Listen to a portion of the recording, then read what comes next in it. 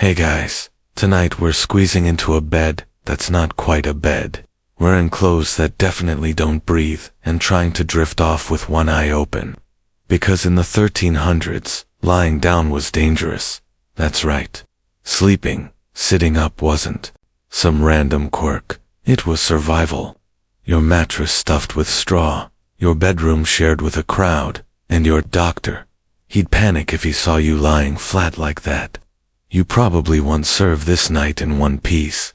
But don't worry, you'll be too sleepy to notice, so before you get comfortable, take a moment to like the video and subscribe, but only if you genuinely enjoy what I do here.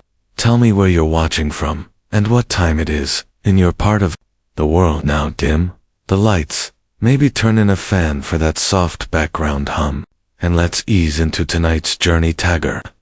You sit on the edge of a low wooden platform, the mattress beneath you, slightly damp, filled with straw that smells faintly of mildew. There's no pillow, at least not in the way you'd recognize one. Instead, a folded woolen cloth supports your back as you prop yourself up against the bed's carved wooden headboard. You glance to your left.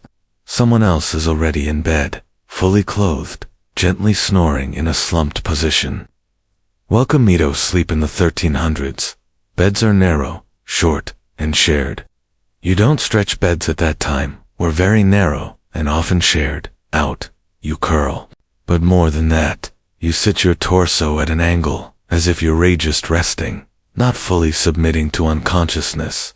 This posture isn't laziness, it's deliberate. You're half propped with bolsters or rolled up cloaks, and your feet in cloth, poking out the end of the blanket that doesn't quite cover everything. There's a reason for all this awkwardness. Beds weren't designed for comfort. They were designed around beliefs. And the belief back then was that sleeping upright kept you healthy, kept spirits at bay, and maybe, just maybe, stopped you from dying. You shift slightly and hear the creak of the bed frame. It's not much more than a wooden box. Mattresses for those who had them were usually filled with straw or feathers. Mattresses were made of straw or feathers. If it was a wealthy family, feathers, of course, being a luxury reserved for the wealthy. You've got straw, and every time you move, it pokes you in a new and exciting place. Medieval ergonomics was not a thing. The room is dark, lit faintly by the coals of a dying fire. You can't see the corners clearly, but you hear mice skitter. A breeze moves through the badly shuttered window. You tug the wool blanket tighter around your holders. No one sleeps here in pajamas. In fact, no one changes at all. You'll sleep in your day clothes, or at least your second best tunic. You'll wear it tomorrow. The idea of changing for bed, that's for royalty. Maybe if they're lucky.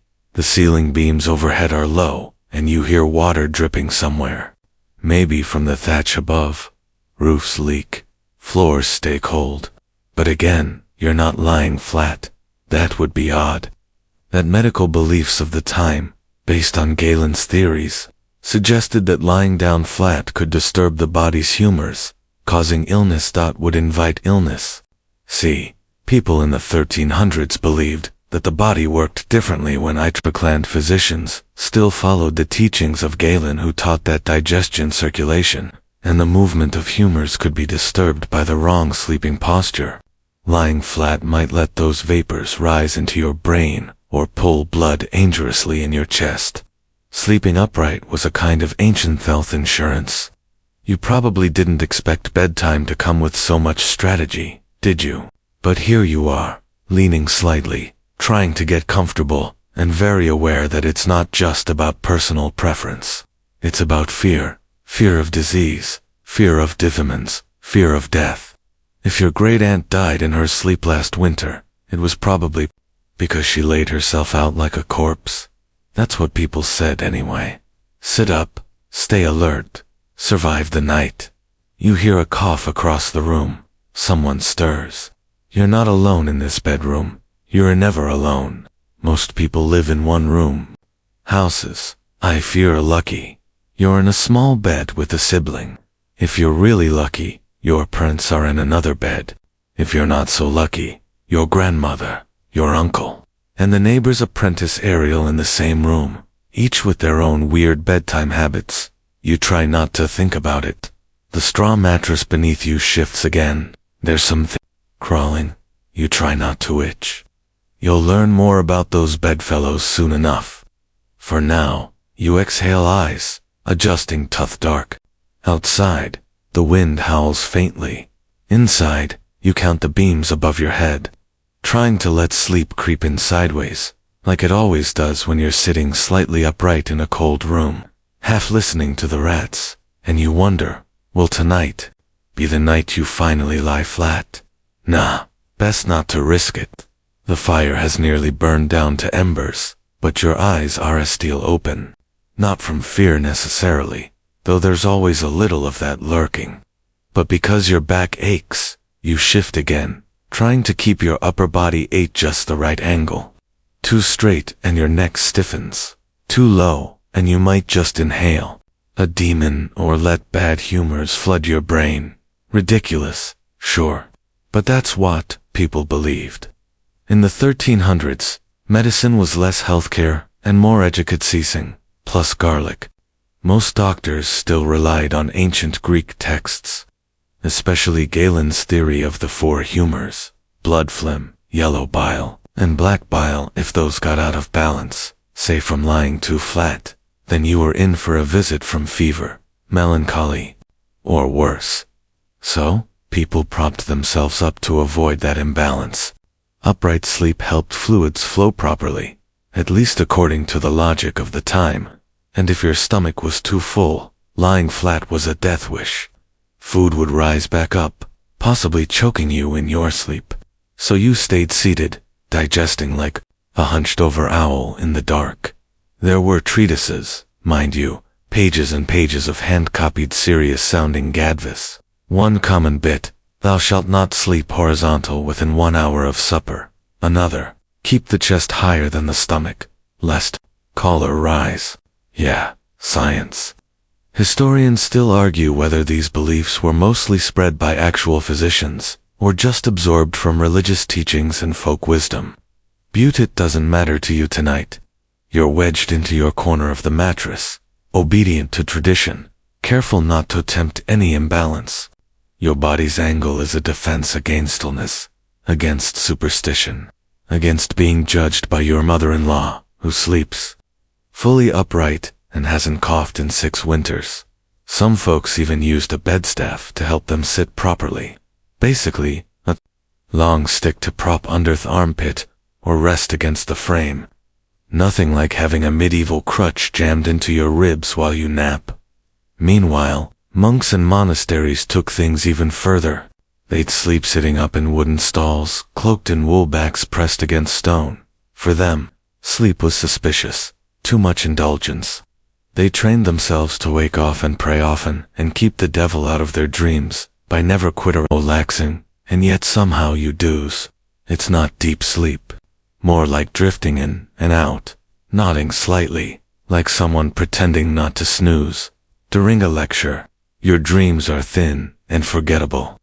But in the dark stillness, something else stirs: a cough from across the room, a crack of the rafters, and then a fart, loud, prolonged, maybe from Uncle Leafbrick.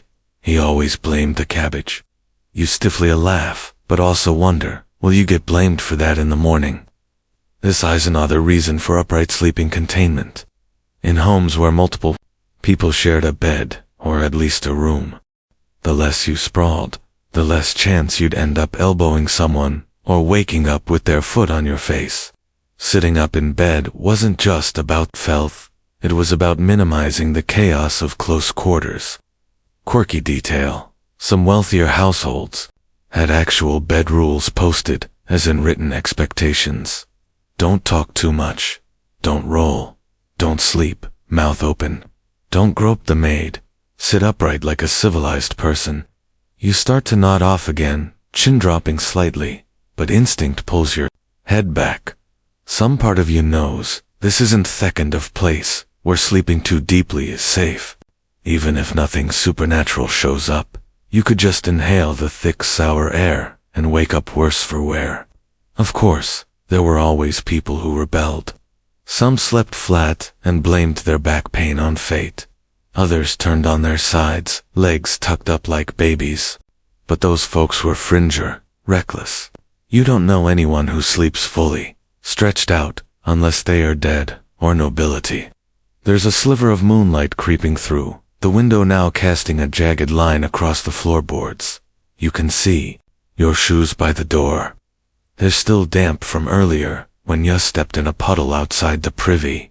You meant to dry them. Too late now. Yo, draw your blanket tighter and sigh. It's going to be a long night. Tomorrow, you'll wake up sore but alive, which frankly is all anyone can ask for. Maybe will even start to believe the upright method works. Maybe, but only if you didn't die before dawn.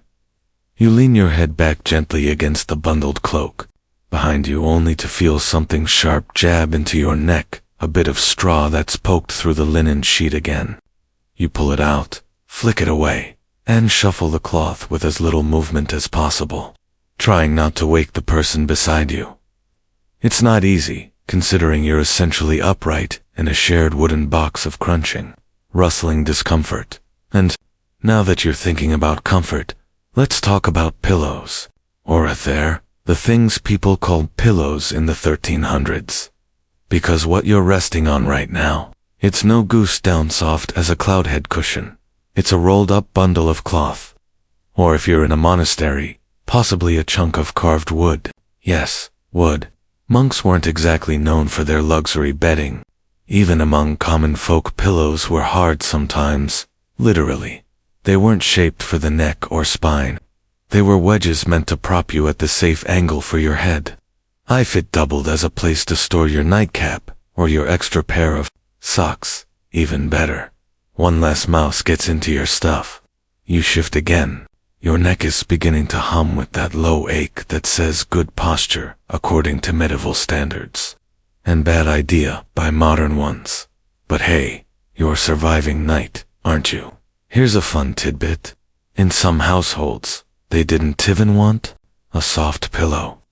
They thought it invited sloth and gluttony. Imagine that. Too comfortable was morally suspicious. Lying back into a plush surface meant you were one step away from debauchery, and we wouldn't want that.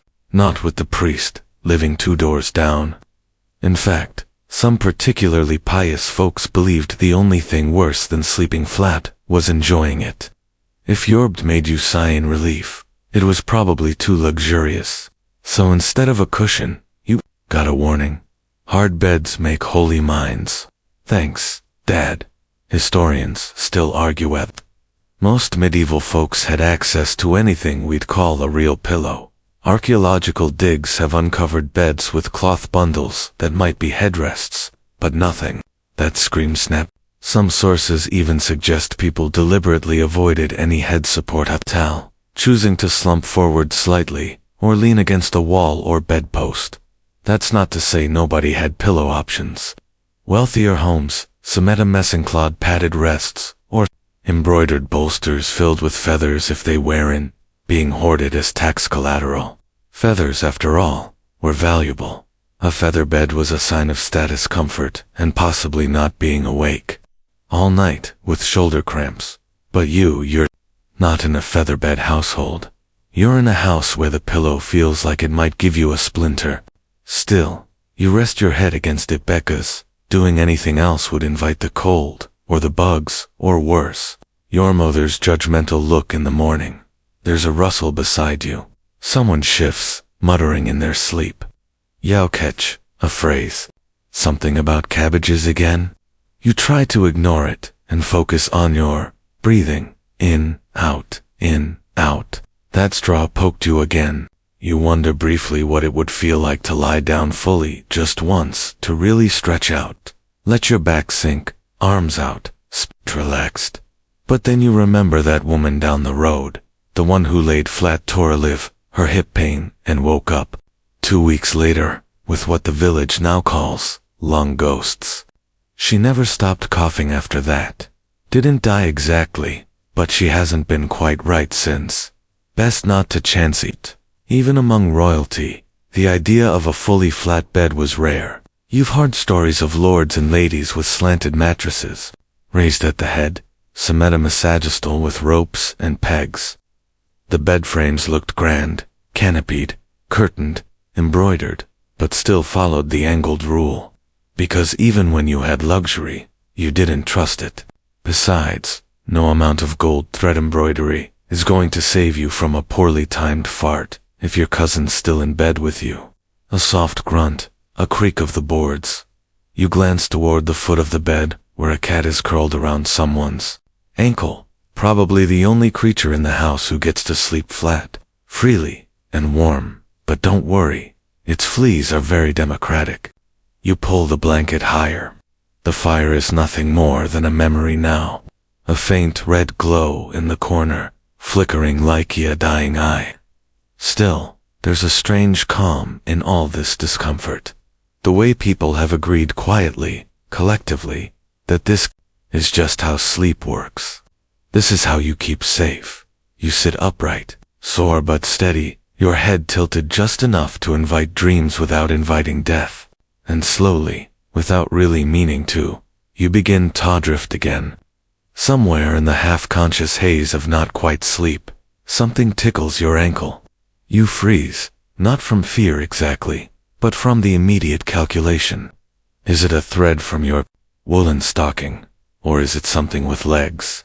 You hold still, then it moves again. You jolt upright, more upright than before anyway, and pull your blanket back just far enough to peer down into the darkness. Yep, it's a flea, or maybe 'twere a louse. Honestly, you've lost count. Because here's the itchy, skin-crawling truth part of why people slept sitting up in the 1300s was bugs. Yes, bugs. Your home isn't just yours. It's home to dozens, maybe hundreds, of lice, and their microscopic accomplices. And sleeping flat that made you a feast, especially your face, your neck, your soft warm chest, all laid out like a banquet for creatures that never sleep. But when you're propped up, your head stays above the mattress, your shoulders are wrapped in thick layers, and your knees, well, they're a bumpy, awkward angle to climb, especially for six-legged guests. It's not perfect protection, but in an age without bug spray or showers, it's the same thing. The bed starts to feel more like a strategic battlefield than a place of rest. You wrap your cloak tighter and imagine the critter slowly resigning, defeated the steep angles of your expertly stacked blankets. It's not a great defense, but it's enough to tilt the odds. And this wasn't just a peasant's problem. Even noble homes with their fancy feather beds and silk sheets had infestations. The difference, they could burn the linens, buy new ones, or pay servants to pick the bugs off them. Literally, delusing was a job. You scratch and hope.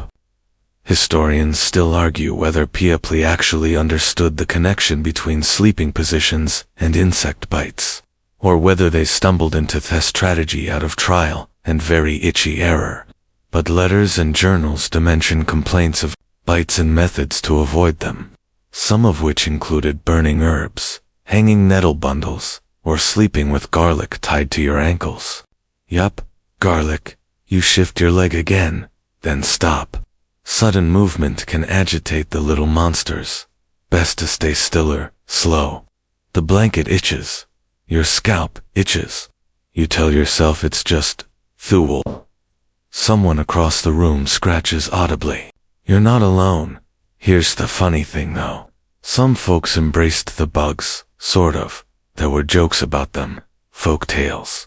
One even claimed that fleas were proof of God's love because even the lowliest have companions. That's one way to reframe your situation. Still, most people tried something. Boiling sheets in vinegar, sleeping over rosemary bundles, even rubbing a mix of ashes and lard into their scalp as a repellent. Let's just say, medieval solutions were committed, if not effective. You pull your hood down over your ears. It doesn't help, but it makes you feel safer.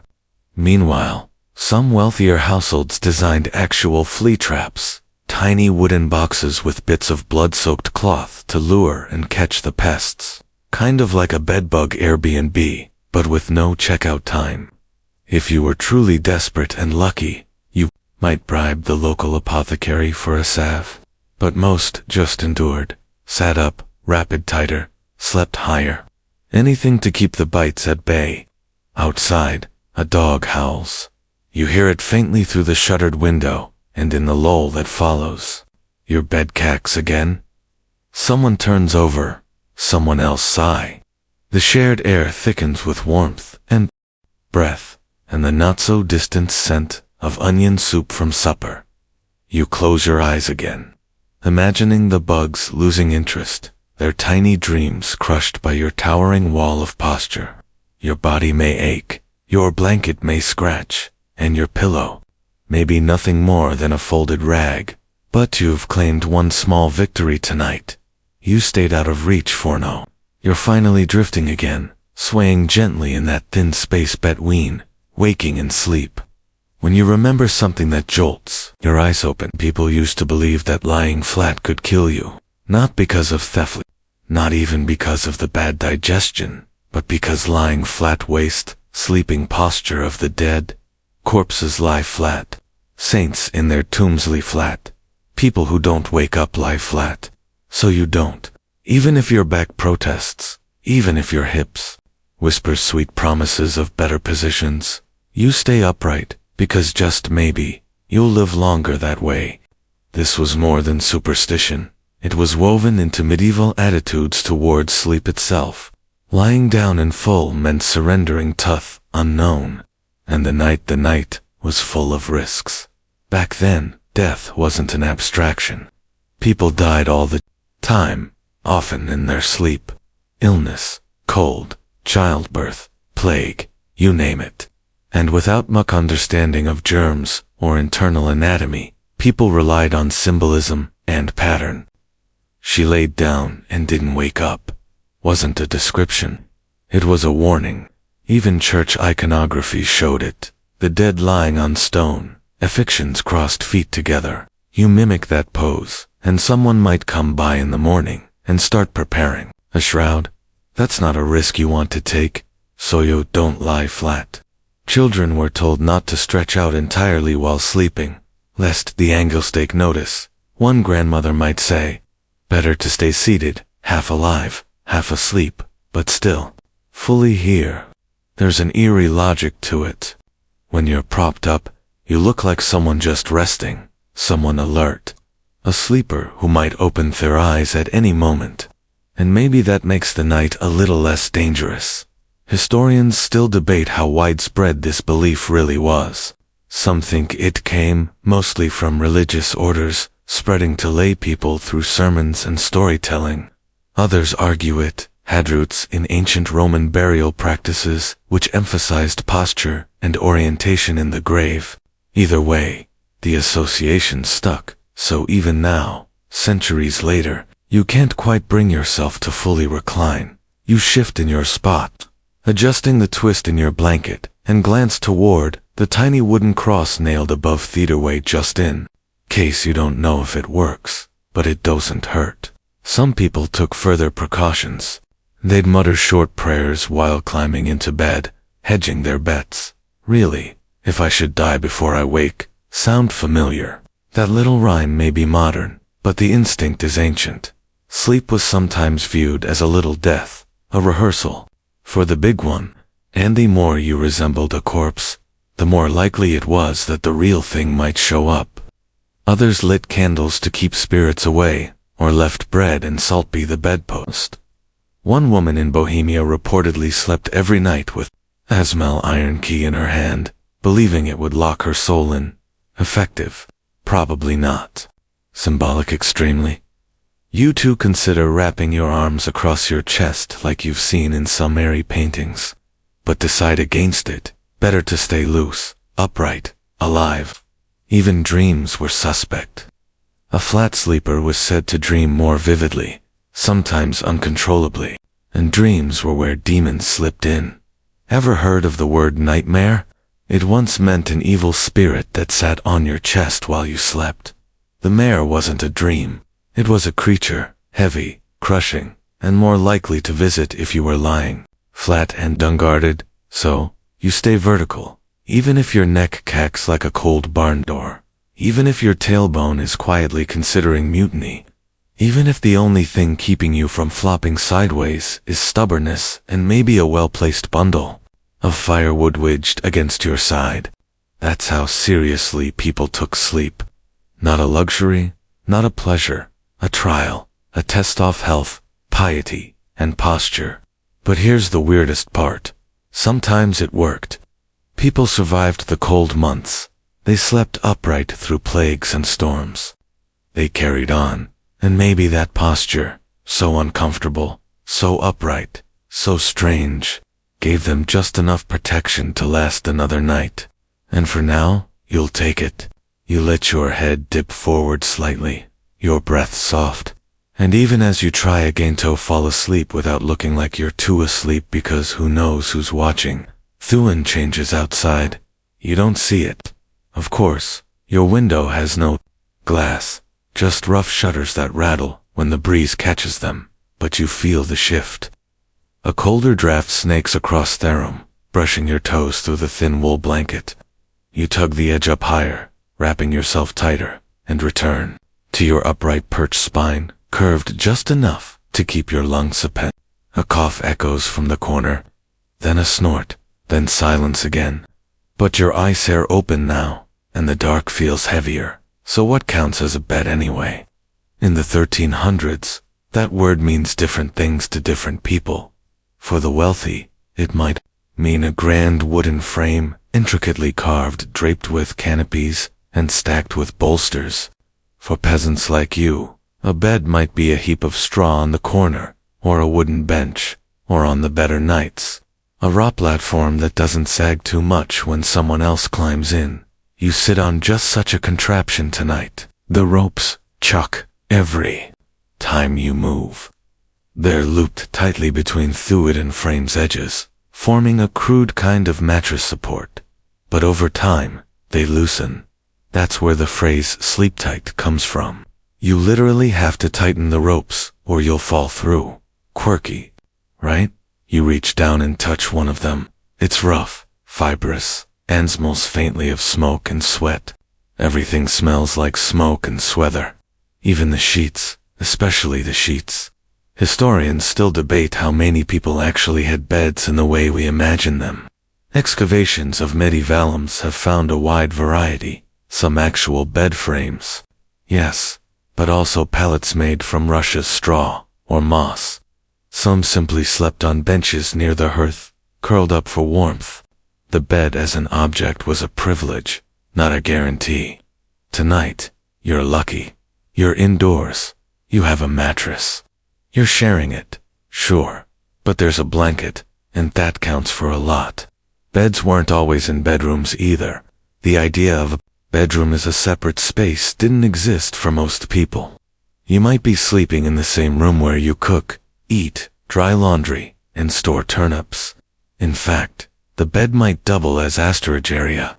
Lift the mattress and you'll find tools, cloaks, or your only extra tunic.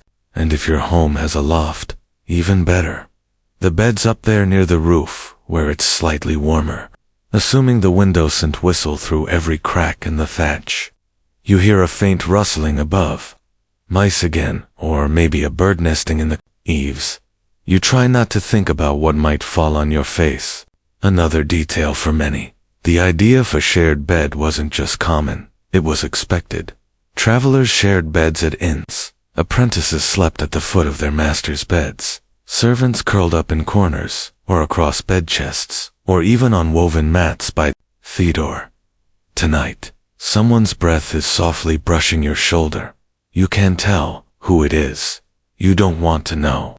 You just lean slightly away, adjust the blanket, and hope they don't roll your way. There were exceptions, of course. The rich had elaborate setups, curtains for privacy, feather mattresses, embroidered sheets. But even then, they didn't always sleep alone. Spouses, children, attendants, sometimes even visiting dignitaries, might all pull into a massive bed like some royal pajama summit. One noblewoman is Sado, have kept 4 dogs in bed with her for warmth. Another a monkey dot. Imagine trying to sleep upright while a monkey plays with your braid. Still, your little corner here, cramped, scratchy, drafty, is yours for the night. You've even wedged your foot against a frame to keep your body tilted just right. Your back is braced be the wall. Your blanket is tucked around your waist. You feel almost steady, and for a brief golden moment, you forget about the rope, sagging the straw, the mice, and the body heat of the stranger beside you. Because, in this world, in this century, on this mattress, this is a bed, and that scene, you're just beginning to nod off really off chin, drifting down, and breath slowing when the bed shifts. Not from movement, but because someone else is getting in. A soft thump, a scrape of a foot, a whisper of fabric, and then ropes beneath you, groan again. You don't open your eyes. That's the unspoken rule. Don't look, don't speak, just make room, because this isn't your bed. It's everyone's bed, or at least everyone in the house, who needs one. Privacy is a fantasy. In the 1300s, people didn't sleep aloneless. They were either exceptionally rich, exceptionally reclusive, or dead. You shared your bed with family, friends, travelers, servants, sometimes even strangers, if the night demanded it. A warm body was a warm body. Tonight, it's probably one of the cousins, or a neighbor's son, or that widowed shepherd, who stops by when the weather turns. Whoever it is, they're careful not to nudge you too hard. But even a gentle gissel is a reminder you're not alone, and you never really are. Some homes didn't even bother with separate sleeping spots. They laid rushes on the floor, and everyone curled up together like puppies in a litter. Others had beds, yes, but they weren't for one person. They were for the household. Beds were communal furniture. You didn't ask who had claimed, you asked who was coldest. Now, in case you're wondering, did people think this was weird? No, truly, it was just how things were. If anything, sleeping alone was seen as odd, suspicious even. Why would someone want to sleep without company? What were they hiding? Who were they avoiding? That's how you end up tucked between a wheezing uncle and someone who may or may not be related to you by blood. You hope they don't talk in their sleep. Fun fact, medieval inns often provided own bed for 2 or 3 travelers, and they didn't ask many questions. You paid for space, not solitude. There are records of 2 complete strangers waking up spooning and shrugging it off like it was a hiccup. No awkwardness, no apologies. Just good morning. Did you dream of boot frogs too? Historians still debate how common bed sharing was in urban areas versus rural ones. Some argue city folk had more options, more rooms, more money, more access to beds. Others insist the difference was minimal. Rich or poor, most people grew up sharing sleeping spaces. The idea of a private bedroom wouldn't really take hold for centuries. And so, here you are, squashed against a wall, knees drawn up, breathing slow, hoping no one else tries to join in. The worst part, you've got to sit up without disturbing the balance. One shift too far, and the whole bed tilts. You once rolled slightly in your sleep, and ended up pressed into a cow's armpit. You both pretended it never happened. Another time, a neighbor with a cold insisted on sleeping in the bed because he swore he only had a chill. Not that you weren't convinced. You wrapped your cloak around your face like a medieval hazmat suit. It's not all bad though. Sometimes shared beds meant whispered stories. Before sleep or singing or passing around a hunk of bread, when someone got the midnight munchies, one child might tell a folk tale, while others giggled and mimed the monsters. There's even a strange kind of comfort to it. All the shared warmth, the muffled breathing, the rustle of blankets that belong to everyone and no one. You can almost forget how cold Therum is, how short the bed feels, and how sharp the straw poking your thighs become. Almost. Still, you stay upright, because if you slide down now even just a bit, you risk ending up with someone's elbow in your stomach, or worse, a surprise foot in your face. So you keep your posture, eyes closed, breathing steady, heart oddly calm. Because in this cramped, shared communal tangle of limbs and breath, sleep is still possible, and in its own strange way, beautiful. Your shoulders are aching now, a dull burn, settling in like a slow-moving fog. But you don't lie down. No, you pull your cloak tighter around your neck and try to readjust without waking the others because it's cold. It's so cold.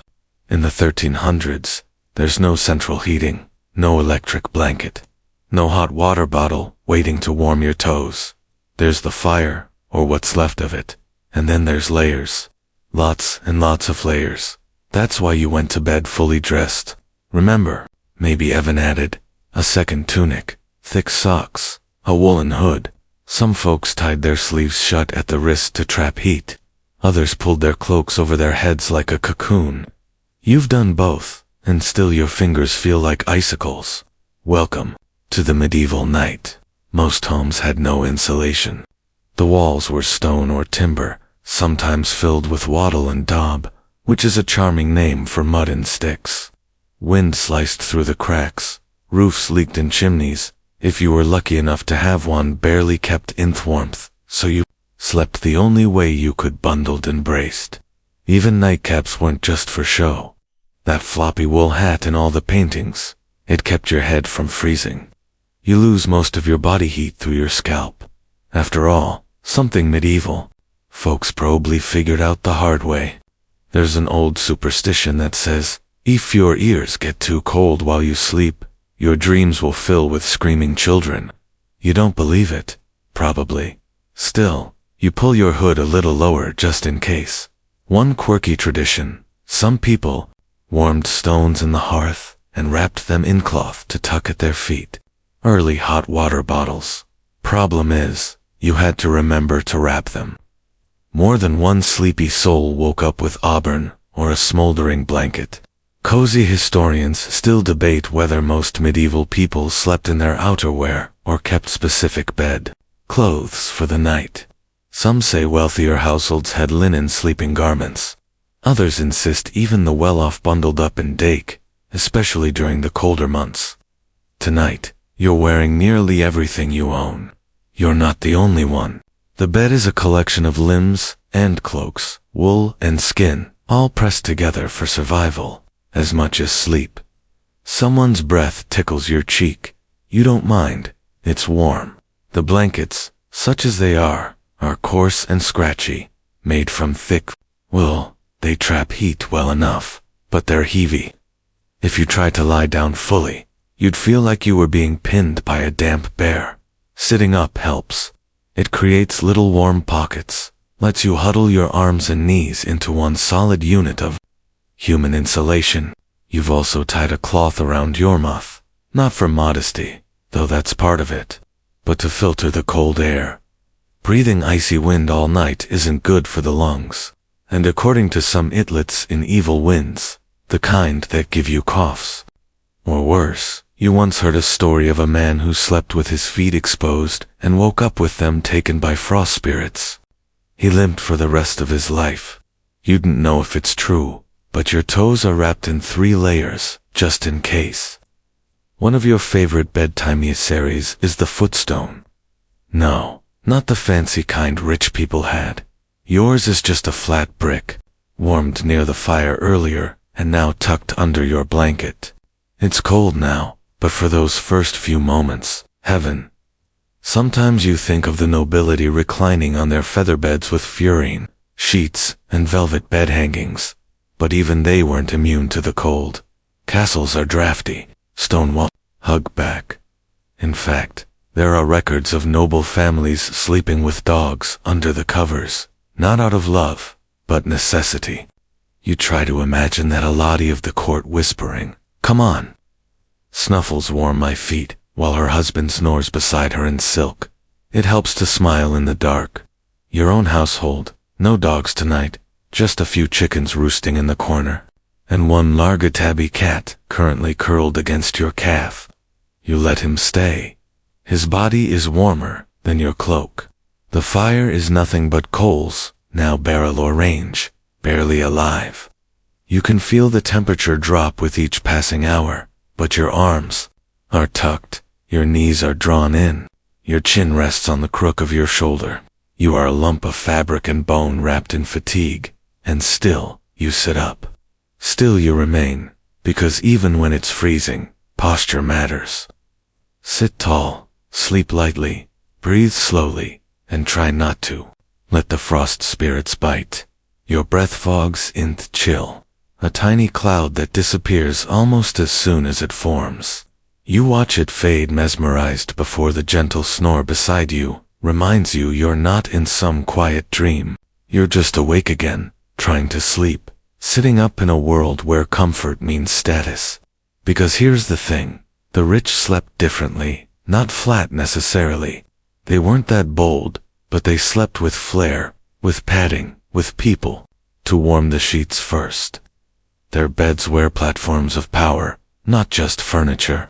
In fact, in the 1300s, a noble's bed was often the most valuable item in the house, more precious than their tools, more precious than their horse, more precious perhaps than some of their relatives. You imagine it now, a towering bed with carved posts that twist like vines, silk curtains, yes, real silk from somewhere far away. A mattress stuffed not with straw, but feathers, layer after layer of embroidered sheets and velvet. So much velvet historians still argue whether noble beds were used mainly for sleeping, or also as thrones of daily life. There are countless references to lords holding court in bed, receiving guests while reclining upright, swaddled in luxury. Makes your flea-bitten corner feel a little less regal, doesn't it? In wealthier homes, a servant might be tasked with turning down the bed, smoothing the linens, and if you were particularly delicate, warming the mattress with a pan of coals. These pans filled with glowing embers would be swept between the sheets before the master climbed in. Romantic, maybe dangerous, definitely. Plenty of bedding caught fire that way, and if you were really elite, you didn't even have to sit yourself up. You had pillows and bolsters, sculpted ones, propped by attendants. Sometimes you were practically mounted into the bed, like a ceremonial knight. Quirky fact, in some French noble homes, the bed canopy was woven with family crests and religious imagery, because apparently, even your ceiling had to say something about your lineage. Still, even with all this splendor, the posture remained. Nobles didn't lie flat either. Their bolsters were firmer, their chairs closer to beds, their mattresses sloped.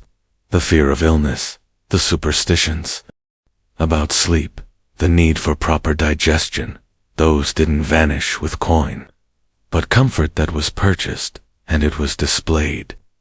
In one account, a visiting merchant described a noblewoman's bed as the size of a small boat.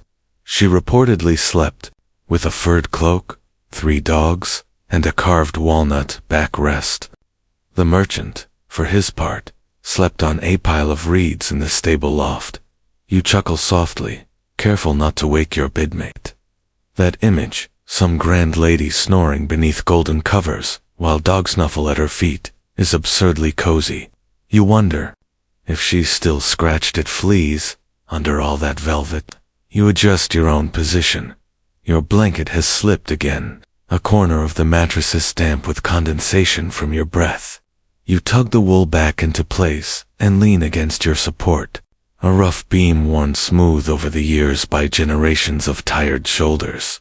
That's your headboard, and yet there's something honest about it.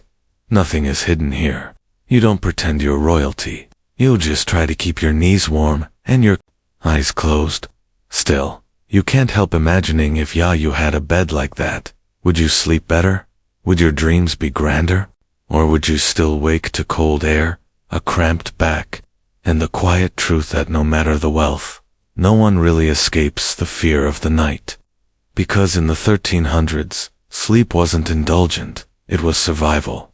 And no velvet curtain can keep out a fever or a nightmare, a rat looking for somewhere warm to hide. So you shift again. Grunt quietly as your shoulder complains, and remind yourself you do have something in common with the rich. You're sitting up, awake, trying again to pretend this straw mattress is a feather bed, and maybe, just maybe, it'll fool your body long enough to slip back into a half-dream where all beds are warm and quiet and infinite. Even if only for an hour, a strange thing happens. Just as your limbs begin to relax, just as the icy draft stops bothering your feet, just as straw beneath you starts to feel almost like moss, you wake up fully, not startled, not scared, just awake. It's pitch dark, save for a faint orange glow where the fire once lived. You can hear breathing, snuffling the soft shift of someone rolling over. Maybe a chicken rustles from the other room, but your mind is alert. And that's perfectly normal, because in the 1300s, nobody expected to sleep through the night. People slept in 2 shifts. First sleep, an interesting concept introduced, is biphasic sleep, or 2-phase sleep, and second sleep. It was so common it didn't even need explaining. You'd go to bed soon after sundown, sleep for a few hours, then wake around midnight, not to panic, just to be up. Maybe you'd pray, maybe you'd tend to the fire, maybe you'd stare into the darkness and reflect on that weird thing your cousin said during supper. You were supposed to wake up. Some people use that time for intimacy. Married couples tucked upright in bed, whispering, or embracing in the glow of embers. Others used it to read if they were literate, or to check on animals. A revan to sneak outside because the village paths were quieter, the moonlight stronger, and the air slightly less foul. Historians still argue why this 2-part sleep was so universal. Some say it was biological. Our bodies just naturally dip in and out of rest. Others believe it was cultural, shaped by candle shortages, religious customs, and the seasonal rhythms of medieval life. Either way, it was real. Monks had a version of this too, called nocturnes. They planned to wake up in the dead of night to chant, pray, and sometimes copy manuscripts. Imagine stumbling upright from your wooden bedstill to sing psalms in a freezing chapel while still half asleep. Divine insomnia. You've never sung at midnight, but you have spent plenty of nights like this, propped up, blinking into the shadows, waiting for sleep to come back around. And it will eventually. In the meantime, your thoughts wander. You remember your aunt once claimed that dreams are only trustworthy if they come after second sleep. The early ones, Chesade, are full of bad spirits and cabbage. But the later ones, the ones near dawn, that's where truth lives. You're not sure you believe her, but you still try to dream good things just before morning, just in case she's watching from the other side. Tonight, you're wide awake but not worried. You reach under your blanket and feel around for a piece of bread you tucked away earlier. It's hard, cold, a bit stale. Perfect. Midnight snacks weren't uncommon in the Middle Ages. In fact, some believed eating a bite of bread or a sip of watered wine help a doucher in second sleep faster. You chew quietly. The crunch is loud in the stillness. You hope you don't wake the cat. There's a phrase for this moment in Old English, watching the night. It meant not just being awake, but being present, aware, somewhere between the worlds of dreams and firelight. A time for thinking, for noticing things you miss in the day. Outside, a soft owl hoots, then silence again. The fire sigh and your mind finale starts to float again. Thoughts melting into fuzz, your breathing slowing. Your second sleep is coming, and maybe, just maybe, it'll be better than the first. The second sleep begins like a whisper. You barely notice it arriving. Just a gentle weight behind your eyelids, a subtle loosening in your shoulders, a calm settling in your chest. It's quieter now, both outside and inside your mind. The fire is nearly gone. Even the cat has stopped shifting. But just as you're slipping under again, bong, a single church bell ringing through the stillness, you jolt slightly, not because it's loud, but because it's now midnight, maybe just past. Time is fuzzy in the dark. But you know what that bell means? It's either a call to prayer or a very rude reminder that bladders still exist even in medieval times, you try to ignore it. Just breathe. Sleep is circling back. Don't scare it off. Then someone stirs. A groan, a thump. Someone's up, probably stepping carefully through the house, avoiding creaky boards making their way to the chamber pot or the cold latrine outside. You pray they don't trip on the catechin. The bell rings again, slower now. Maybe the local monastery is marking the vigil's hour. The monks are probably already up chanting in a stone hall with frozen hands, their breath misting before them as they sing to the heavens. You're just trying not to pee. Back in the 1300s, broken sleep wasn't seen as broken at all. It was expected. Your second sleep was something you eased into slowly after tending to bodily needs, perhaps whispering a prayer, maybe adjusting your sleeping posture to prevent leg cramps. Quirky custom alert. Some households kept a night servant. Yes, even among minor nobles, whose job was to get onion, kneading the chamber pot with a lantern. Not exactly glamorous work. Imagine your entire legacy being the guy who helps. The Baron P at 2 a.m. Historians still debate whether the two-sleep rhythm was truly universal across Europe, or more common in agrarian and rural areas where the day ended earlier, but records from England, France, and parts of Italy suggest it was. A woman in 1370 wrote that her dreams between the first slumber and the second were her clearest. Even doctors recommended taking short walks between sleeps to stir the blood. You don't walk, you just sit there bright blanketed, wondering if the pressure in your bladder is worth the effort of leaving your vaguely warm little corner of bed. The cold alone is enough to convince you no, not yet. Instead, you shift again. Tiny movements. You try not to wake a quiet twist of the hips, a fold of the blanket between your knees, a tucking of the corner beneath your chin. These gestures are part of the ritual.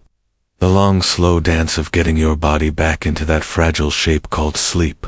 Your breathing slows, thereum stills, until of course someone else coughs. A dry hacking thing that sounds far too familiar. You know that cough. Everyone does. It's the same cough your neighbor had last winter. The one that lingered and deepened until his face turned gray. You try not to worry. It's just a cough probably. But still, you sit up straighter, just in case. You've heard it said that sleep is a rehearsal for death. That each night we die a little, and each morning we rise anew. It sounds poetic, sure, but in the 1300s, with plague outbreaks, fevers, and midwinter chills, it feels literal. People didn't take sleep lightly, especially not second sleep. That was the sacred one. The one closer to dawn. The one filled with gentler dreams, if you could get there. You close your eyes again, tuning out the distant bells and the shifting limbs around you. Your hands are warm now, tucked into the folds of your blanket. The cat purr faintly near your feet. Even the air feels softer, and slowly, patiently, the second sleep welcomes you back. Not with drama, not with demons, just the slow, soundless drift toward warmth, dreams, and the fading heartbeat of the long, medieval night. You're deep in it now. Second sleep. The kind of rest that wraps around you like thick fog, slow, drowsy, undisturbed. Your breathing has steadied. Your limbs have surrendered. Your upright posture has softened just enough to allow dreaming, but not so much that you've slid sideways into anyone else's elbow. It's bliss. Quiet, cold bliss. And then, without warning, you feel it. A weight. Not heavy exactly, but unmistakable. Like something small and dense has perched on your chest. It presses down, not enough to hurt, just enough to make you aware. Your lungs tighten. Your arms feel pinned. Your mind stirs before your body does. You try to move, but you can't. Welcome to the medieval nightmare. Back then, this sensation wasn't called sleep paralysis. That term wouldn't show up for centuries. No people in the 1300s called it something else entirely. The mayor, a spirit, a demon, a malicious invasion that sat on your chest and crushed your breath. They believed it entered through cracks in doors or windows, rode horses until they were soaked in sweat, and then crept into your bed to torment you in the dark. And the mayor wasn't alone. Across Europe, variations existed. The Alp in Germanic folklore, the Pisadera in Portuguese tales, and in some origins, witches or devils were blamed. In all of them, the result was the same, a terrifying stillness, a chest pressed flat, and the certainty that something unnatural was watching you. You're awake, but you're not. You try to call out nothing. Your lips are sealed, your limbs limp. The others in bed with you, snoring softly, oblivious. Historians still argue whether medieval folk believe these were literal demons or metaphors for night fears. But their chords are vivid. Illustrated manuscripts depict squat goblins perched on the sleeper's chest. Old wives' tales describe remedies placing an iron nail under your pillow, hanging a bag of salt near the door, even sleeping with your boots on so the demon thinks you're just napping, not fully asleep. Quirky tip: one oral English cure said to curse the mayor aloud and fart to drive her off. You're not sure if it works, but based on Uncle Leafric's recent outburst, he's probably demon-free for life. Still, you lie there unable to move, staring into the weight isn't crushing, but it is convincing. You try to remember the prayers you learned as a child, something about guardian angels and night shadows. You mumble the words in your head slowly, rhythmically, and with each mental syllable, the pressure lifts ever so slightly until it's gone. You blink, surprised. The fire is a faint whisper again, and the cold has crept back to your fingers. You wiggle your toes. They respond. Your arms shift. Your lungs fill. You're free. No mare tonight. You exhale. This wasn't a rare experience. People in the 1300s shared stories, of shadowy visitors, dream stalkers, even creatures that rode them in their sleep. And without science to explain it, they reached for the supernatural. And really, can you blame them? What else would you call a force that paralyzes your body, robs you of speech, and disappears the moment you're fully awake? Even today, sleep paralysis remains a medical mystery in some ways. But in the medieval world, it was proof demons were, and sleep was their playground.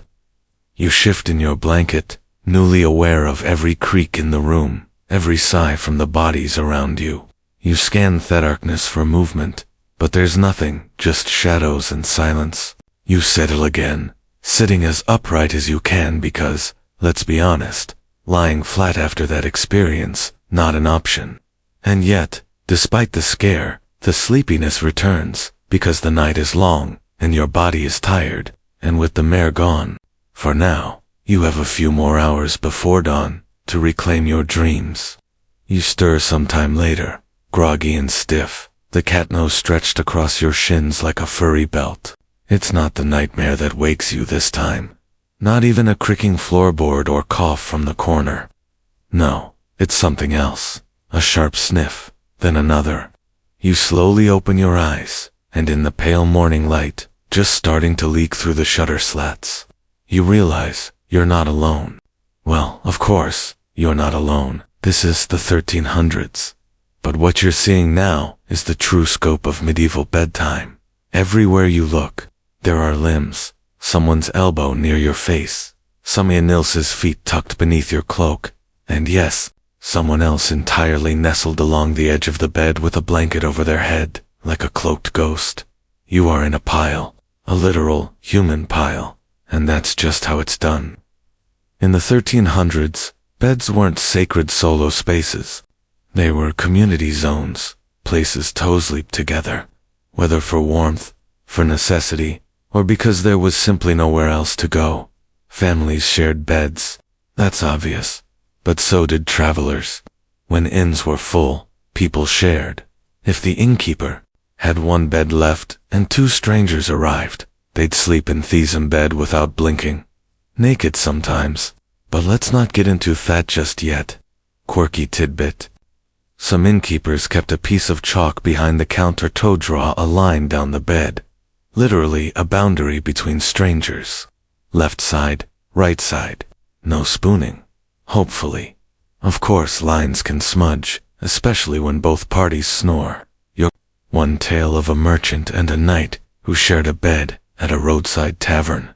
One woke up, hugging the other's boots. They never spoke of it again.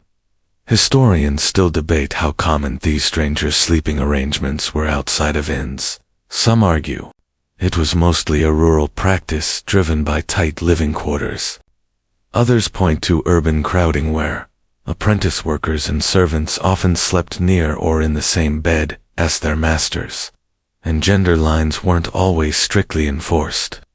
In mixed households, it wasn't unusual for brothers and sisters to share a bed well into adulthood. Cousins, uncles, farmhands, anyone could end up in the heap. A special littering winter when shared warmth wasn't optional. It was essential. Tonight, you're wedged somewhere between a cousin with breath like onions and a grandmother whose snore could rattle floorboards. You've lost feeling in one leg. You're in a chair where your blanket ends and someone else's begins, and the cat hastes full possession of your toes. But honestly, it's kind of cozy. The warmth from the pile has built up through the night.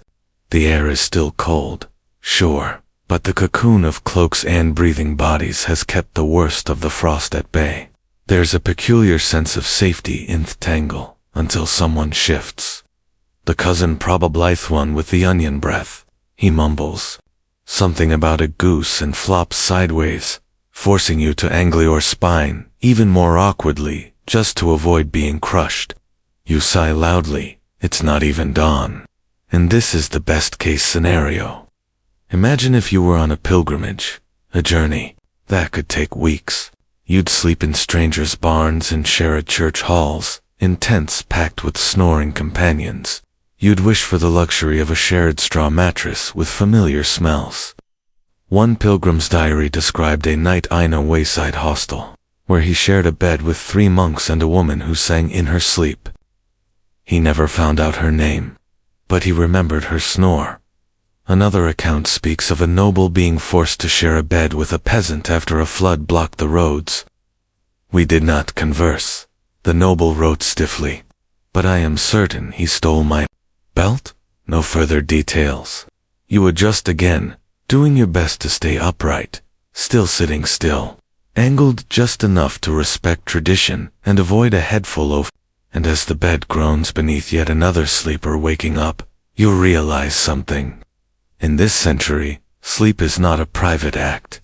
It is a shared space, a communal lead, a woven tapestry of bodies and blankets, and occasional burps. It's weird, it's intimate, it's normal. And for now, at least, you're still upright, still breathing, still not crushed. There's movement again, not just shifting, or snoring this time. This is different. A soft grunt, then a slow exhale, then quiet again. You glance sideways, trying not to be obvious, and catch a glimpse of her. One of the older cousins, or maybe your sister-in-law. It's hard to say in the dim light. She's sitting upright, like your arms wrap a errand, her knees, but her posture is stiff, tense. She's not sleeping, she's waiting, and then you remember pregnancy changes everything. In the 1300s, pregnancy wasn't just dangerous. It was a light, body-buing, often fatal experience, and sleep. That was no exception. For pregnant women, sitting up wasn't a preference. It was survival. The advice from midwives and folk healers was clear. Do not lie flat ever. Not late in pregnancy. Not after childbirth. Not during recovery. Sitting upright was thought to protect the womb, ease the strain on the lungs, and prevent the blood from pooling in all the wrong places. Quirky old remedy. Women were told to sleep with a soft linen cloth, tied around their belly and another around their forehead to bind the life force in place. You're not entirely sure what that means, but when the nearest doctor is 2 days right away, you follow the cloth's instructions. Historians still debate whether these sleep posture customs came more from practical experience or superstition. Some Scholars argue that women simply found it easier to breathe sitting up in the later months of pregnancy. Others point to the lingering influence of humoral medicine, which feared that reclining would let vapors rise into thewum or corrupt the baby's blood. Either way, women didn't take chances. In the weeks after birth, even more caution. It was called the lying-in period. Deuteronically, that didn't mean lying flat. Women were encouraged to remain mostly upright, covered in layers surrounded by warm blankets and good smells. Lavender, rosemary, frankincense, anything to ward off evil air. You've seen it before. Your neighbor's wife, pale and trembling after her third child, propped in a chair 4 days. Barely moving, barely speaking. Everyone walked softly around her. No one shut the windows too tightly. The air had to move, they said, or death would settle in. Tonight, you watch the cousin, or maybe the sister-in-law, sit with her hands on her belly. She shifts occasionally, trying to find a posture that lets her lungs expand without putting pressure on her hips. She doesn't complain. She just breathes. And that's the other thing. Silence. Women were expected to endure sleep the same way they endured birth. Quietly, upright, with a kind of stoic resolve that left no room for complaint. It wasn't bravery. It was expectation. You remember the old midwife who once scolded a girl for lying back too soon after birth? The devil waits for open bellies, she had hissed. Sit up. Keep your soul tucked in. You're not sure if that's theology or folklore. Probably both. And not just women. New mothers weren't the only ones expected to keep their posture. Anyone recovering from illness or injury was told the same thing. Sit up. Lying down meant weakness, vulnerability, an invitation for death to make itself at home. So when you see someone upright in the dark, you don't ask why. You just need to yourself. You understand. The cousin, or whoever she is, shifts again. She winces. You pretend not to notice.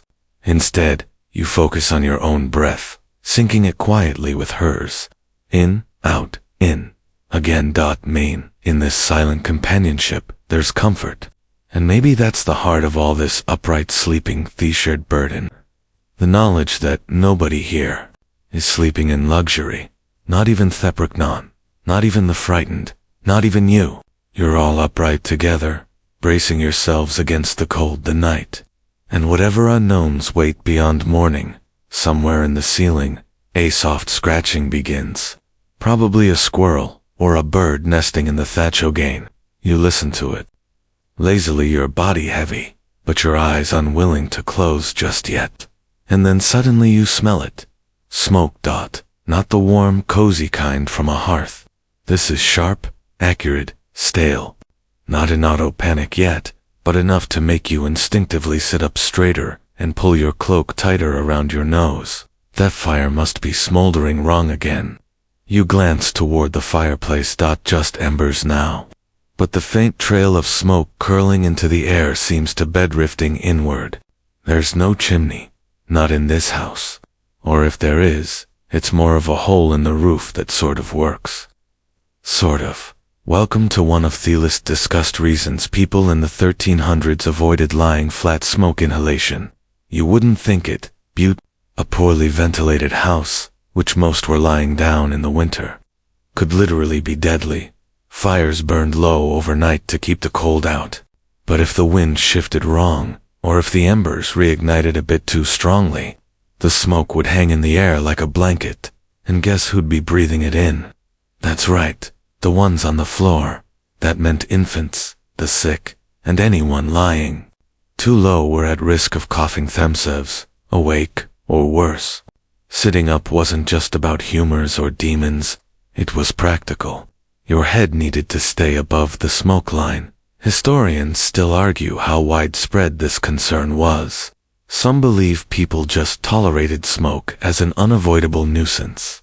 Others point to texts that suggest intentional smoke avoidance techniques, building raised beds, keeping heads close to open windows, or even smoke ladders made of linen draped toward thereof to help the smoke find its way out. And of course, for those without chemise, The fire was simply placed in a central hearth, the smoke escaping however it could, through cracks, holes, or wishful thinking. The result: your walls are black. Your hair smells like burnt cabbage, and laying down flat means inhaling the thickest air. Quirky detail. One physician in the 14th century advised households to sleep with garlic fuses near the nose to cleanseth breath from night smokes. You can't decide if that's charming or both. You cough softly, reflexively. The air feels tighter now. You shift positions, trying to lift your head a few inches higher. Someone across the bed mutters in their sleep and throws off a blanket. Bad idea. The cold rushes in instantly. You hear the rustle of a cloak being pulled tighter in retaliation. Peace is delicate in a shared room. You've heard of wealthier homes with dedicated smoke holes, angled vents, Q-tinto, the roof, sometimes covered with leather flaps that could be opened or closed, depending on the wind. Ingenious, really, but not common, and not here. Tonight, you rely on posture. Your back is against the wall again, your knees pulled in, your chin tilted just high enough to feel the faintest upward draft. The room is still dark, but you can see your breath again, and it's moving in long, slow plumes. The smoke thins after a while. You've gotten used to it. Maybe that's the most medieval thing of all, not solving the discomfort, just outlasting it. You stretch your arms slowly, gently, so as not to bump the cousin who has somehow drifted halfway onto your leg. Your shoulder pops, your spine cacks, like an old door. You sigh, and then just for a moment, you allow yourself to imaginate a home with clean air, a bed long enough for your whole body, a mattress that doesn't scratch, poke, or puff dust every time you breathe, a fire with a chimney, a room with glass windows, a sleep without layers, without fear, without someone's elbow pressed against your ribs. The thought is so foreign, it feels like a dream, and Thina coughed from the far side of the room reminds you, this is real, and upright, and smoky, and for tonight survivable. You nestle back into your posture, breathing shallowly, waiting for the embers to die fully, and you tell yourself once again, tomorrow maybe you'll sleep lying down, but probably not. You stir again, half woken, half lost, in the strange drifting current of second sleep, and something presses at the edge of your thoughts, a dream, not a pleasant one. You can't quite recall the details, but you're left with a sense of something watching, something measuring you from beyond the curtain of sleep. It fades, but not before your heart gives a little stutter, which of course brings you to the next quiet terror of the 1300s. Dreams meant something, taught, to lie flat and drift. Too deeply into sleep was to open yourself up, not just to illness or imbalanced humors, but to the unseen, the spiritual, the unclean. The mind, after all, was believed to be vulnerable when the body relaxed. And dreams were messages. Sometimes lying down flat was avoided because it was considered the position of the dead. People were afraid of being mistaken for a corpse from God, other times not. In fact, many believed that upright sleeping, not fully reclined, not fully surrendered, kept your soul alert, kept your mind from slipping into places it shouldn't go. When you sit at a slant, the thinking goes, you stay closer, talkfulness, and therefore safer. This wasn't a fringe belief. Church doctrine, folklore, and even early medical theories mingled to form a cloudy, uneasy relationship with dreams. Were they divine? Were they temptations?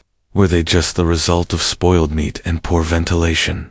Historians still argue whether they officially discouraged dreaming or merely warned against trusting them. Plenty of saints reportedly received divine visions in their sleep, but for the average person, dreams were more often a source of guilt or fear than comfort, especially bad dreams, especially the kind where you fly, see a loved one in a darkened room, or are reached by animals that talk. One quirky medieval practice, sleeping with a bib under your pillow to protect your dreams. Not to read it, just to absorb its holiness. Another method involved placing specific herbs under your head vein to invite good dream sage to prevent nightmares, and mugwort if ya wanted visions. You're not sure what was stuffed into your straw mattress, probably just more straw or old turnip peels. You blink in the darkness, the faintest rays of light now appearing at the cracks of the shutters. Not sunrise yet, but close. The air feels softer, less haunted.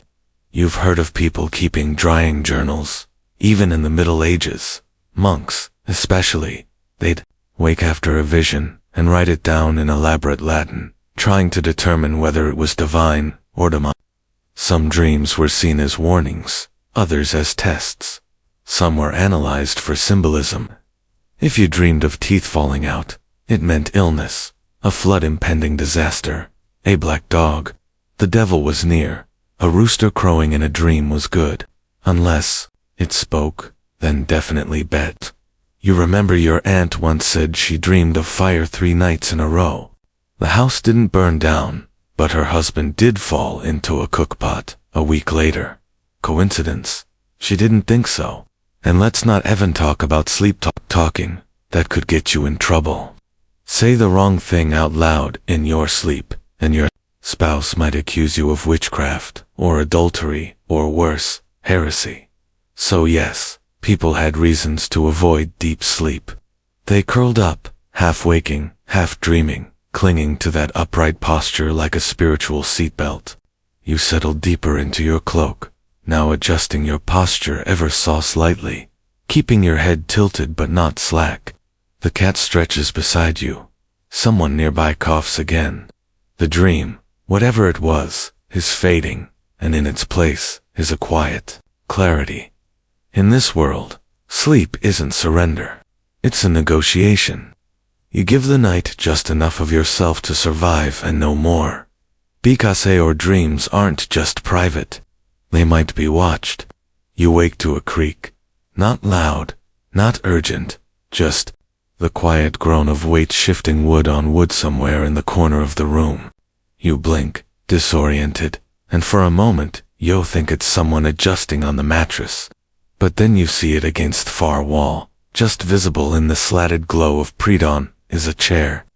But not just any chair. A wide, solid, high-back structure, with curved arms and a slightly tilted seat carved from dark oak smoothed by time and touch. It's not positioned at the table. It's not for working.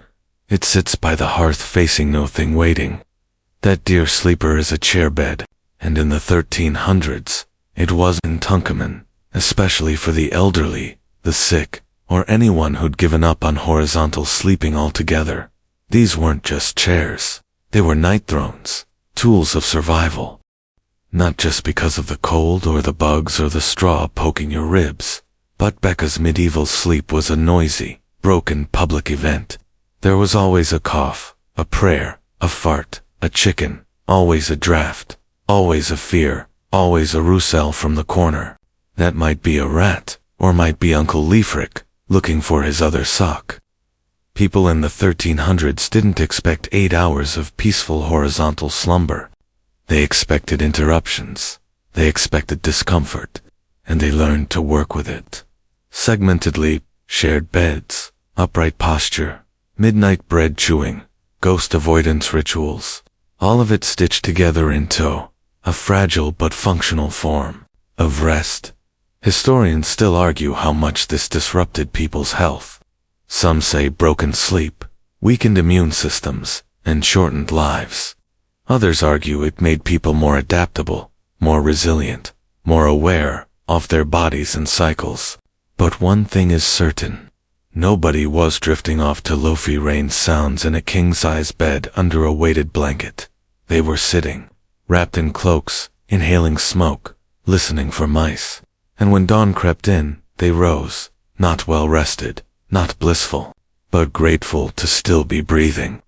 You stretch now, gently, careful of the cousin, who is finally, fully asleep, arm flung dramatically across your lap. You adjust your cloak, press your back a bit straighter, and sigh. Outside, a rooster crows. Somewhere in the distance, church bells will ring soon. The day has begun. You haven't truly rested, but you've endured. You'll nap later or not. You'll walk, eat something questionable, laugh at something dumb, repeat it, all again, when night returns. Maybe tomorrow you'll get the chair, maybe not. But either way, you know Thescrid now. You don't have to lie down to rest. Sometimes sleep is a shape you fold yourself into just long enough to make it to morning, and you did. Wind down 300 words. And now, as the last echoes of medieval night fade from your imagination, let your breath slow, let your shoulders soften. Whether you're curled in bed or upright on a couch, let yourself uncurl, even just a little. The fire in the hearth has long since gone out. The frost that kissed the window is starting to melt. The scratchy wool and smoky air fade gently into memory, leaving only the hush of morning. Not the clamor of carts or clucking hens, just that gentle moment before the world remembers to be loud. You made it through the night, upright, alert, wrapped in centuries of stories and sleep postures and human persistence. And maybe now, in the warmth of your own time, with your own bed, you can let go of the stiffness. Let gravity do the work. Let your head tilt just a little more comfortably. Let your spine soften. There are no mare spirits watching, no camber pots nearby, no onions tied to your elbow, just you in the quiet glow of the end of a story. So breathe, settle, sink, and know that even in the strangest, most upright hours of human history, rest was always possible. It still is. Why rain could ruin your life in the 1200s. We're stepping into a world where a little drizzle doesn't just ruin your picnic, it threatens to unravel everything you've ever worked for. Picture this. You're trudging along a muddy village path in your stiff, half-wet wool tunic, the rain soaking through your cloak, the ground sucking at your worn leather shoes. Water streams off the crooked rooftops above you. There's no drainage, no umbrellas, and definitely no waterproof boots. Just you, the clouds, and the sound of squelching. And here's the kicker. You probably won't survive this. You're in the early 1200s.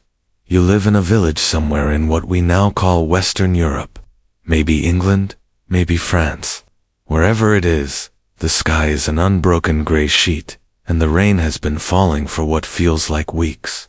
A heavy drizzle, just enough to seep into your bones, soak your bed straw, and bring the stench of the world to your doorstep. You thought rain just means skipping your morning coffee run. Not here. Not now. Here, rain is the first sign something's about to go terribly wrong. The road into your village, really just a deepening groove in the earth, is already a slurry of manure, wet leaves, and mud that tries to eat your feet. The wooden fences slump like drunks. The thatch on roofs sags where the water's pulled, and from more than one cottage, smoke curls out from a fire that never quite dries the inside air. People are used to being damp, sure, but not this damp. You pass the village mill, its wheels sloshing slowly in a swollen stream. It cacks like it's dying. The miller eyes you with suspicion. He knows what you're thinking. If the rain doesn't let up, grain won't dry. And if the grain doesn't dry, you're not getting bread. And without bread, well, welcome to the long, slow unraveling. Rain in the 1200s isn't romantic. It's not the backdrop for handwritten poetry or cuddles by candlelight. It's an agent of chaos, because when everything in your life depends on fire, grain and dry wood, rain doesn't cool things down.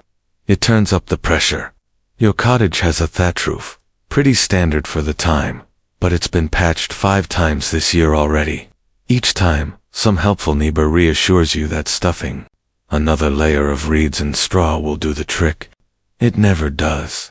The moment that clouds open up again, the water finds a new path. First a trickle, then a drip, then right as you're drifting off, plop on your face again. But hey, at least you're not the guy whose ceiling collapsed under the weight of soggy thatch and pigeon droppings inside. There's no chimney, just a hole in the roof to let out smoke and let in weather. The floor, dirt, not mud, brick, not wood, just dirt. You've tried smoothing it. You've tried scattering brushes, but the floor has gone to soup. And now your only bowl is sinking into it. The rushes you laid to soak up that amp have molded into a delightful scent that's somewhere between barn and swamp. And there's a weird green fuzz growing up one of the beams that looks almost sentient. You sigh. You don't even have a towel. Remember, this isn't a freak storm. This is your life. There's no forecast, no chance of rain, just an endless deluge that makes time itself feel stuck. And while you're standing in the doorway, trying to decide whether your socks are worth saving, your neighbor stumbles past with a look of horror. He saw the field. You follow him. Over the rise, you spotted your shard crop plot. It's supposed to be barley this year. Was supposed to be anyway. Now it's a shallow pond. The new sprouts are gone, flattened under sheets of water that shimmer like silver death. In medieval Europe, around 90% of Peuplier peasants. Your diet is built around what you grow. Grains, legumes, maybe a turnip, if you're lucky. If the field goes underwater, there's no grocery store, there's no storage, there's only famine. And famine means your village priest starts talking about God's punishment. And everyone starts side-eyeing the lady with the strange cat. Historians still argue whether the wet years of the early 1200s were just unlucky weather patterns, or a sign of the shifting global climate, the beginning tremors of what we now call Little Ice Age. Either way, for you, it's personal, it's soggy, and it smells like mildew. Now, here's a fun twist. While you and your village are bracing for starvation, a local lord rides by on a horse that somehow looks less muddy than you do. He tuts at the condition of your fences, as if you can fix fences in soup. His cloak is velvet, lined with fur. That fur will in about 2 hours. But for now, he's dry and smug. He doesn't ask how you're doing. He asks how much grain you've tithed. And the truth is, you are hoping for barley, but what you have is sludge. Still, the system won't wait. Taxes are due. Lords don't care about clouds. You owe your share, whether the earth cooperates or not. So as you trudge back toward your hut, shoulders hunched, you realize this rain. It's not just weather. It's a sentence. One long, wet, muddy sentence, with no umbrella and no mercy, and it's only just begun to fall. You wake up the next morning to the same steady whisper of rain tapping your leaking roof, and somehow the world feels even soggier than before. You're sleeping. Mat is damp. Your ankles are cold. There's a suspicious trail of moisture where your boots used to be. One of the rats might have borrowed them for its little rodent condo under the woodpile, or maybe the boots just gave up and walked away. You can't really blame them. You pull yourself up and glance toward the tiny window slit. It's not even really a window, just a gap in the wall stuffed with greased cloth. Outside, everything has that gray dull blur, but something's off. You notice that the stream near the edge of your village is no longer a stream. It's a lake. A wide, murky, fast-moving sheet of water now curls into the edges of your farmland, the boundary between hope and disaster disappearing beneath it. The field, where the barley was supposed to grow, it's underwater. You stare at it, trying to convince yourself it'll drain off. Maybe the sun will come out. Maybe the ground will soak it up. Maybe pigs will fly through your chimney and deliver buttered toast. The field isn't just flooded, it's lost, and that means something deeply medieval is coming. See, in the 1200s, your crops aren't just your food, they're your economy, your health insurance, your rent, your life plan, and rain. Steady soaking, perfectly average rain can be the enemy of every single one of those. Crops don't like being underwater. The roots drown. The soil turns sour. Even when the rain stops, the moisture clings for weeks. You don't have drainage ditches or water pumps. All you've got is prayer and a vague hope the neighboring village is doing worse. Remember, there are no backup food systems, no international shipments of heat on their way. Your village produces what it eats, and what it doesn't eat, it stores. But rain ruins that, too. Moist grain molds quickly. Moldy grain kills quickly. It's a fun little feedback loop of doom. Your neighbor leans on a post busy day you, chewing on what might be a beet or might be just a muddy stick. He says, "Opt in my father's time. Rained so long the ground just swallow its ox."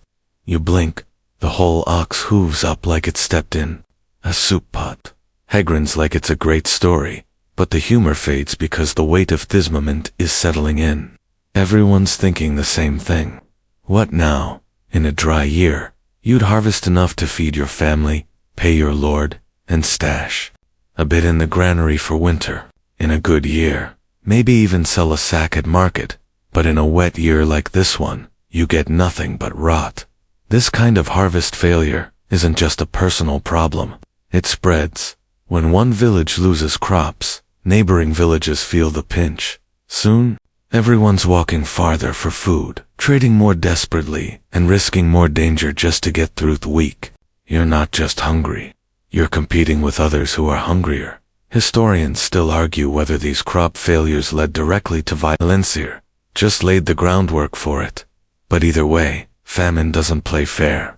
It starts quietly with wet fields and whispers, and it ends with neighbors turning on each other for sacks of spoiled rye. Meanwhile, back at your hut, your Wi-Fi's trying to dry out what's left of your seed grain. She's spread it on a rough board near the fire. It steams. A little. That's not good. If it's steaming, it's already started to rot. There's a strange smell in the room. Sort of sour, sort of earthy mold. You'll smell a lot of that this year. Mold in the grain bin, mold in your bread, mold in your lungs. And that's where things get especially cursed. Because the problem with spoiled grain isn't just that it tastes bad. It can make you hallucinate. It can give you convulsions. It can quite literally set your limbs on fire. Enter ergot, a lovely fungus that grows on wet rye. It turns into a poison that when baked into bread can cause a full-blown medieval horror show. People twitching in the streets, screaming about flames in their veins. It was called St. Anani's fire, and no, it's not a metaphor. They really thought you were being burned from the inside by divine punishment. Now you're wondering, is the field gone and your bread trying to murder you? Yes, it is. Meanwhile, your local lord still wants his due, because Daffodil's system doesn't believe in weather excuses. If your crop fails, you still owe a portion of, well, nothing, which means you'll pay in some thingles. Your winter firewood, your goat, your daughter's dowry. You remember seeing an old man last year whose crop washed away by winter. He was eating boiled bark and wearing shoes made from sheep's stomachs. You thought, poor guy. Now you're that guy. A few brave souls from the village propose a solution. Drain the field, dig ditches, use whatever wood is left to direct the water. It's ambitious, it's hopeful, it's doomed. Because the ground isn't just wet, it's saturated, like a sponge that's been soaking since last Tuesday. The more you dig, the more the water seeps in. The ditches just fill and overflow. And every hour you spend digging is an hornet spent gathering food, fixing the roof, or staving off despair. Rain in 1200s is a silent siege. There are no headlines, no dramatic downpours, just a low, ceaseless drizzle that nudges everything gently toward catastrophe. By nightfall, you sit near the fire and chew a crust of last season's bread. It's hard, tastes like dirt, might actually be part dirt. Your fingers are cracked, your back aches. You look down and realize your feet are still damp. You wonder if they'll ever feel dry again. And outside, under the pale moonlight, the field glistens with ashimmer that used to be hope. You wake to coughing. Not yours this time, your youngest. It's that wet, chesty kind of cough that makes every breath sound like fire, inhaling through a sponge. You roll over and realize the inside off hut smells worse than yesterday. The rushes on the floor are definite tolerating, and your bedding, just layers of straw and cloth, is holding in more moisture than warmth. Outside, the rain hasn't stopped. Of course, it hasn't. You step into the gray morning, your cloak already stiffed with damp, and head toward the communal storehouse. Maybe someone's managed to salvage a few dry sacks of grain. Maybe there's hope.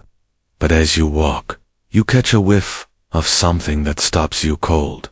Mold, a musty, earthy stench that clings to nostrils, settling behind your eyes.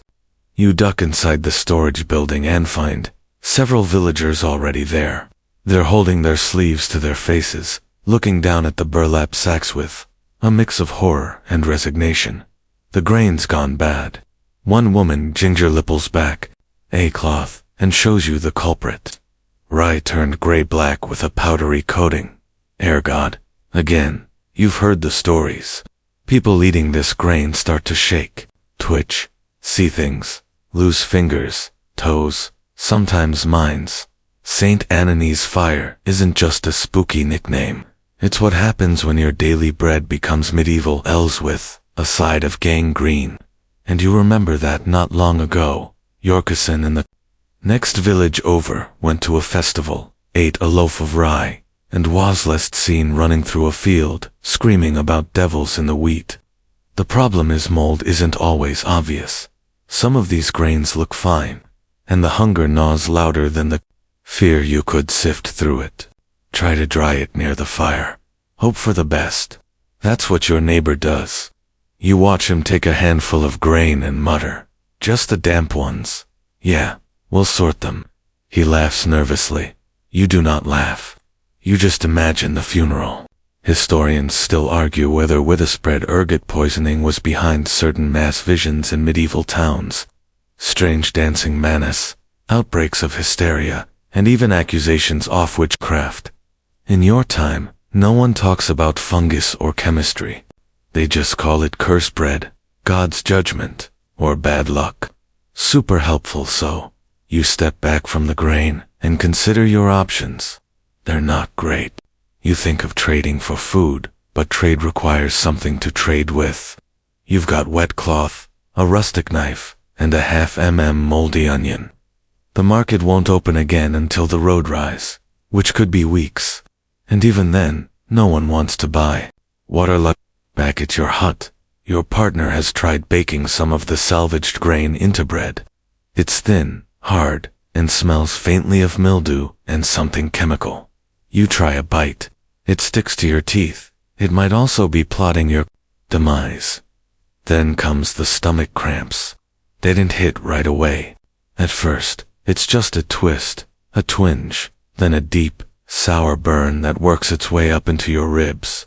You lie down and clutch your gut, wondering if this is what your cousin felt just before he ran into the woods and tried to baptize a goat. Not the bread.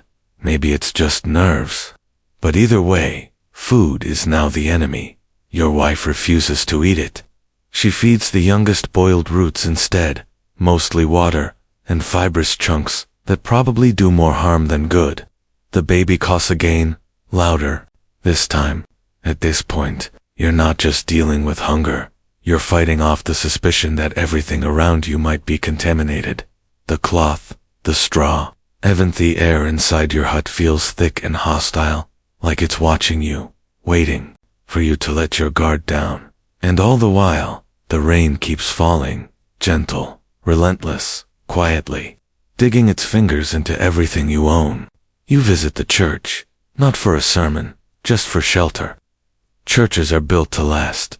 Stone walls, high ceilings, heavy doors. It's probably the driest place in the village. You slip inside, soaking wet, and sit beneath the carved beams. Candles flicker in the damp air. Aprius is kneeling near the altar, muttering Latin under his breath. You catch the words for, "Deliver us from evil." He doesn't mean the devil. Hemans the weather. Another villager slips in behind you, who'd soaked, then another. Soon the church is half full of people who don't say a word. No one needs to. You're all thinking the same thing. If this rain keeps up, it's over. You spot a familiar figure, an old woman hunched with a walking stick made from a twisted branch. She used to sell herbs. People stopped visiting her after last year's fever spread. Now they whisper when she passes. Someone told you she talks to her goats. You try not to look at her because you know what happens next. When things go bad, when grain spoils, when people get sick, when crops drown, they start looking for someone to blame. And someone like her with her herbal potions, an odd way of talking, is the perfect scapegoat. A walking answer to every question the rain won't stop asking. But that's for another day. For now, you trudge back to your home with a stomachache, a soggy tunic, and a bread loaf that may or may not be plotting your hallucination. You crawl into your damp bedding, pull your musty blanket up to your nose, and whisper something to no one in particular. Please, just one dry day. But outside, the rain doesn't hear, or worse, it does, and it answers with more.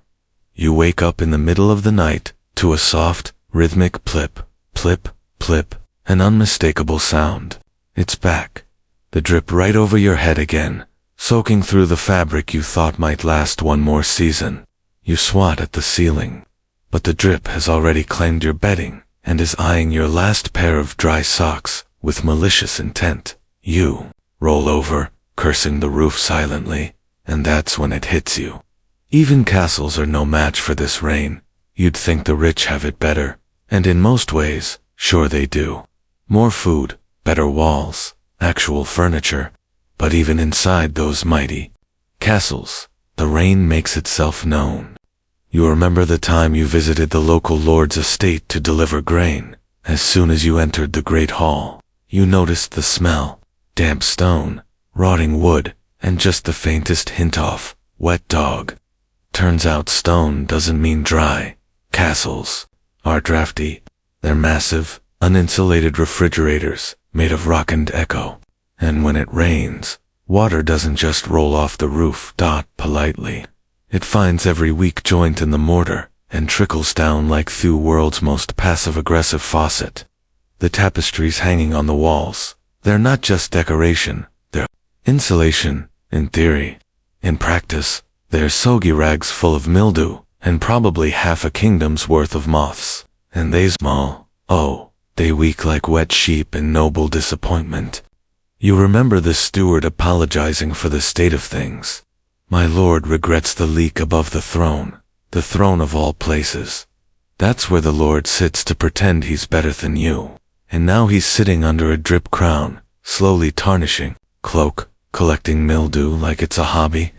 Servants scramble around with buckets, rags, and increasingly creative swearing. The rain doesn't care if you have a title. It finds you. It always finds you. Historians still argue whether medieval castle design truly prioritized water runoff or just hoped gravity would owe its job.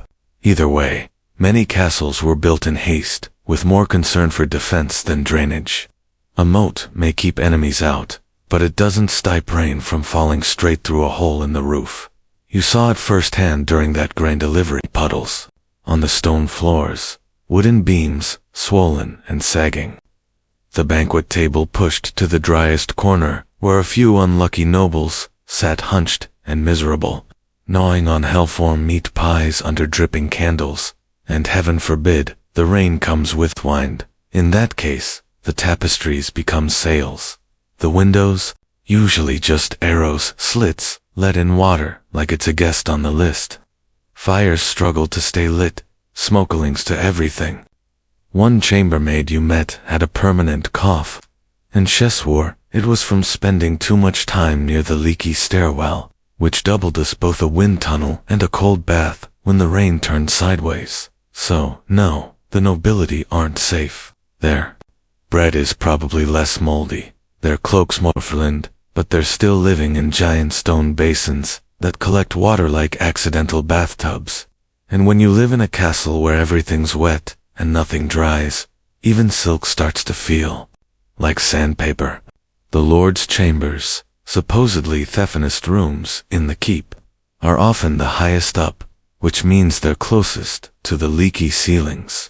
And because heat resists, in theory, there's always a fire going, which makes the damp worse. Warm, wet air, just what mold loves. A rich fungal paradise. One time a traveling friar told you about a castle in Normandy, where the rain was so persistent, the Lord took toes leaping in a boat inside on the second floor. You still don't know if he was joking, but you've heard of worse. A noblewoman near Rouen supposedly caught something called lung rot after sleeping near a window for too many wet seasons. Her servant said mushrooms were growing on the inside of her wall. Literal mushrooms. Nature reclaiming nobility one damp brick at a time. And it's not just comfort that's at risk. When the great halls become damp, when mold creeps into food stores, and when clothing refuses to dry, diseases move in like uninvited guests. Lice, fleas, respiratory infections. They thrive in the damp. Especially when everyone's wearing 10 layers of wool and pretending nothing smells weird. You once saw a knight in full armor sneeze so hard he knocked over a candlestick. That's not heroic. That's flu season. Soy's castles have high walls and roaring fires, but they're also cold, wet, echoing boxes of sadness when the rain sets in. And no amount of frowning from a balcony makes the water go away. Back in your village, you try not to envy them too much. Sure, they have roofs with slightly fewer leaks and servants though mop their stone floors, but your home, as leaky and miserable as it is, doesn't involve falling asleep to the sound of rats skating on marble. Plus, you don't have to wear 20 pounds of soggy velvet just to go to dinner. Still, as you sit by your dying fire, squinting at the dark stain, spreading across the ceiling beam, you realize something important. It doesn't matter if you're a peasant or a baron or a minor bishop with a thing for cheese, rain gets into everything. It seeps through social class. It drowns the comfort of rank. It makes you equal, in noni, very specific, very squelchy way. So you wrap your damp cloak tighter, tuck your feet into the least wet corner of the room, and tell yourself that maybe, just maybe, tomorrow will be dry. Spoiler, it won't. You know, the roof's a joke. That much is clear. But as the days go on, and the rain continues, Tomer, your village like a very wet curse, you start noticing something worse. The walls are soft. Not cozy blanket soft. Not how quaint soft. More like poke it with a stick, and it caves in soft. Welcome to the age of medieval housing, where your thatched roof is a-ticking some people, especially the elderly or the sick. Used chair beds, which were specially designed to allow for more comfortable seated sleeping. Time sponge in the walls are basically wattle and daub, that is sticks and mud. Sometimes clay and dung.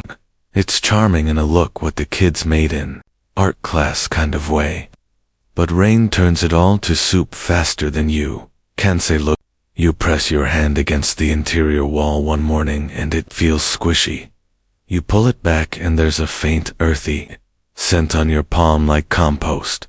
You stare at the spot for a while, wondering if this is how the house dies, not in a fire. Not by invading soldiers, but by quietly melting back into the mud it came from.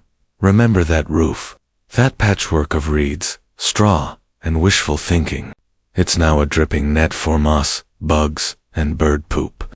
When it was dry, it worked sort of, but soaked. It sags between the rafters, and no amount of poking it with a broom handle seems to help. You try climbing up to patch a particularly bad leak, with bundled straw and clay paste. The roof doesn't thank you. In fact, it gives way slightly under your foot, and you end up with one leg dangling through the ceiling, like some kind of damp screaming chandelier. The chickens watch in judgment. You manage to haul yourself out without falling all the way through. But your pride is bruised, and so is your backside. And your foot's still wet. Even if you had better tools, which you don't, the rain doesn't give you time to dry the materials. Properly thatched roofs need to be installed dry, so they can overlap tightly and wick water away. When they're wet during installation, they just lock in the moisture, and then welcome in mildew like it's a dinner guest. Historians still argue whether medieval villagers truly understood the long-term effects of this kind of water damage or simply accepted rot as part of life. Judging by how quickly homes were rebuilt after collapsing, the answer might be we kind of knew, but we also kind of didn't care. And while the adults in your house suffer in silent, itchy, soggy frustration, the children get sick, not from one big dramatic illness. No, this is the slow burn of constant exposure, coughing, rashes, shallow breathing. You notice their clothes are always damp, their shoes never dry, and without dry warmth, your body just wears down. You'd love to hang clothes by the fire, but your fire barely has the energy to crackle these days. The wood pile it hisses and smokes instead of burning, so your hearth smells like steamed mushrooms and disappointment. Everything inside the house is damp to the touch. Your bed, your stool, the underside of the table, even your own skin, the straw you sleep on, moldy, the leather pouch you keep your coins in, greasy with moisture. You sneeze more now. Your eyes itch. Oh, and have we mentioned thief bugs? Rain brings them in droves. Earwigs, silverfish, spiders, centipedes, beetles, creatures that thrive in the damp and seem personally offended by your existence. You wake up one morning with what you hope is just a bit of moss in your hair, only to find a line of tiny ants having a meeting in your left boot. Fun fact: